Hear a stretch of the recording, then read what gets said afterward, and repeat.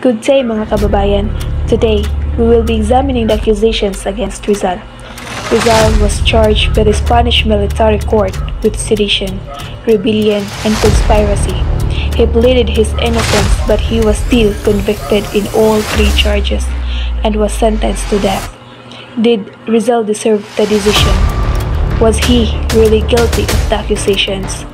Was there enough evidence to prove Rizal was guilty? After Attorney Advocate Dominguez opened the trial, it was followed by Attorney Alcocer's reiteration of the charges against Rizal, urging the court that the latter be punished with death.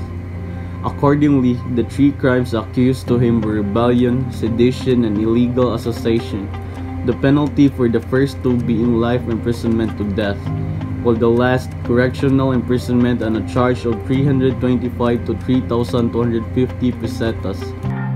Defense Andrade, on the other hand, adhered to the top of the floor.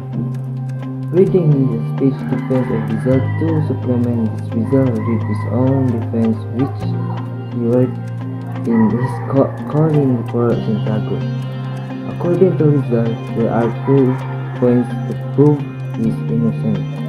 As testified by Pio Valenzuela, Rizal was against rebellion. He had not written a letter addressed to the Katipunan comprising revolutionary elements without his knowledge. His name was used by the Katipunan. If he really was guilty, he could have escaped while he was in Singapore. And if he was guilty, he should have left the country while in exile. He shouldn't have built a home, bought a parcel of land, or established a hospital in Dapitan. If he was really the leader of the revolution, the revolutionists should have consulted him. He did not deny that he wrote the bylaws of the La Liga Filipina, but to make things clear, the organization was a civic association, not a revolutionary society. After the first meeting of La Liga, the association vanished because of his exile in Dapitan, thus did not last long. The La Liga was reorganized 9 months later. He had no idea about it. If the La Liga had revolutionary purpose, then the Katipunan should not have been organized. If the Spanish found his letters having a bitter atmosphere, it was because in 1890, his family was being persecuted, resulting to their disposition of properties and deportation of all his brothers-in-law. He lived an exemplary life in Dapitan. The political, military commanders, and missionary priests in the province could attest to that.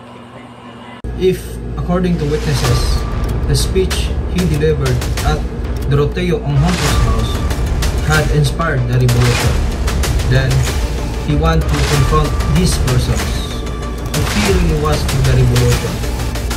Then why did the Katipunan send an unfamiliar emissary to him in Dapitan? It is so because all his friends were aware that Jose Rizal never advocated violence. ¡Apunte! ¡Fuego!